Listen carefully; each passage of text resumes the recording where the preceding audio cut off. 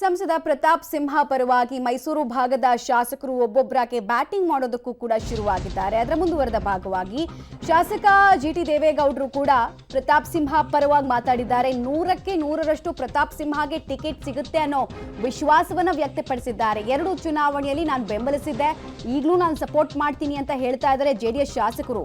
Pratap ಸಿಂಹಗೆ ticket ಸಿಗುತ್ತೆ ಅನ್ನುವಂತಹ ವಿಶ್ವಾಸವನ್ನ ಕೂಡ ಜಿಟಿ ದೇವೇಗೌಡರು ವ್ಯಕ್ತಪಡಿಸ್ತಾ ಇದ್ದಾರೆ.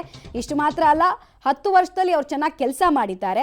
ಟಿಕೆಟ್ ತಪ್ಪುತ್ತೆ ಅನ್ನೋ ವಿಚಾರನೇ ನನಗೆ ಗೊತ್ತಿಲ್ಲ. ತುಳಸಿದಾಸಪ್ಪ ನಂತರ ಮೈಸೂರಿನಿಂದ ಒಕ್ಕಲಿಗರೊಬ್ಬರು ಸಂಸದರಾಗಿದ್ದಾರೆ. ಪ್ರತಾಪ್ ಸಿಂಹ ಅವರಿಗೆ ಟಿಕೆಟ್ ಸಿಗಬೇಕು, ಸಿಗುತ್ತೆ ಅಂತ ಹೇಳ್ತಾ ಇದ್ದಾರೆ. ಸಿಂಹ 2 ಬಾರಿ ಲೋಕಸಭಾ ಸದಸ್ಯರಾಗಿದ್ದಾರೆ.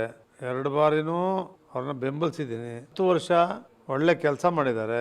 ಅಭಿವೃದ್ಧಿ ಕೆಲಸಗಳನ್ನು ಕೂಡ ಮಾಡಿದ್ದಾರೆ. ಒಳ್ಳೆ ಹೆಸರು ಕೂಡ ಗಳಿಸಿದ್ದಾರೆ.